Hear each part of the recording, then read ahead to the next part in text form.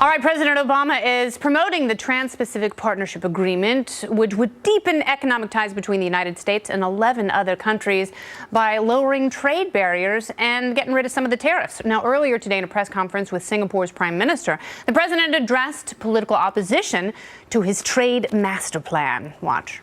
Well, right now I'm president, and I'm for it. And I think I've got the better argument. He may have the better argument, but does he have the votes? Luck is not on his side for passage. Donald Trump, Bernie Sanders, and recently Hillary Clinton have all come out against the TPP.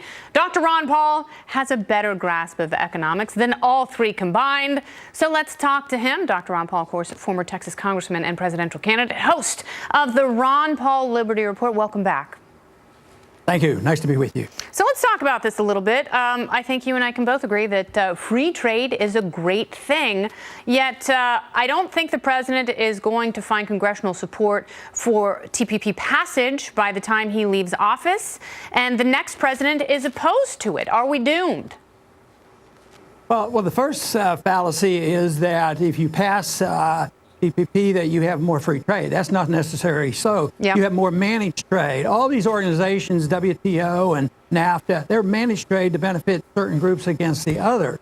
So that is not the answer. And what you want is free trade. And the way you get that is not by having bigger government. But isn't it better for countries to at least lower tariffs and trade barriers so we can have easier access to stuff? And labor? At a better rate. We already have huge tariffs on steel coming in from China, so it's all a hoax. But if you raise tariffs, you punish the very people you claim you're helping. Of course. People, for instance, tennis shoes may double in price or something like that. And one principle that people should remember is if you have a free market and sound money, all the motivation isn't for labor union benefits or big business benefits or for profits. It's always designed for the customers and the consumers. So if you look at this as a consumer issue, obviously it's better for the consumer. Yeah. And if we're not competitive, why aren't we competitive? Maybe we tax too high, we regulate too much, maybe we're inefficient.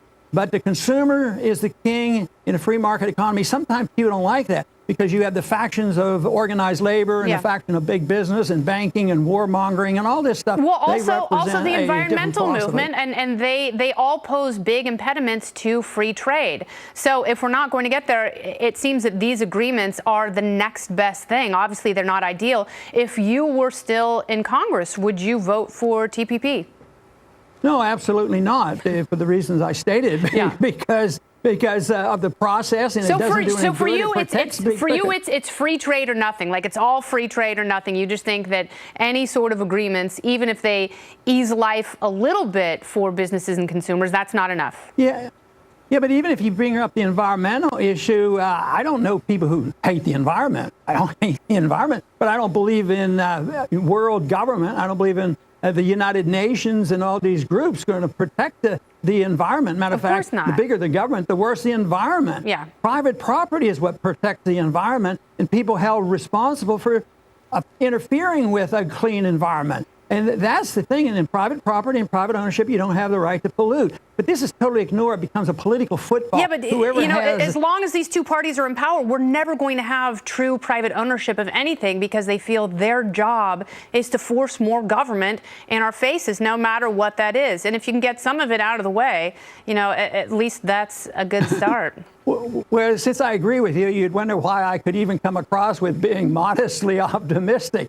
The reason is this system is going to fail, and we have to replace it with something. Yeah. And the libertarian free market sound money group is growing in leaps and bounds. So I think this is very good. They're going to self-destruct. The banking system will self-destruct. It'll give us an opportunity to present our case. And that's your version of optimism. It's all going to self-destruct. It's all going to hell. Well, I'll tell you what. I think freedom is alive and well. I think the young people, when they're told about it, they will respond in a certain manner. But sometimes when they're influenced by a promise of everything being free, they respond to that too. But they need a little bit more education in economics and the principles of liberty. Amen, but they're not getting it in these commie college factories. Thank you so much, Dr. Paul. I always appreciate a conversation. Very good.